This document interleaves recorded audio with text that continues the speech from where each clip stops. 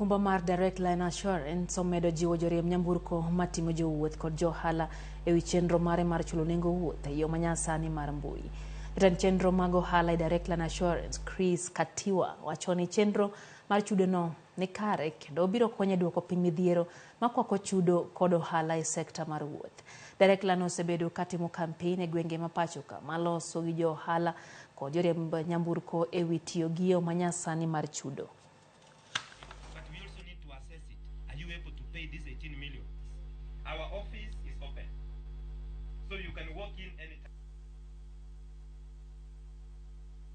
Then number two, we have a normal loan. What we as Direct Line are saying is we don't want to go the whole hog in terms of compensation.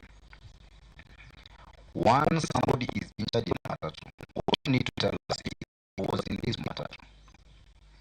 Yeah? And then we'll pull the receipt that shows that you paid, and then we can pay you.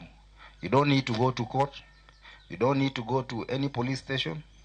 As long as that Matatu was involved in an accident, and we can prove that you were a passenger. Tumeona ni vizuri cashless itatusaidia kumaliza zile claim ambazo sio halali.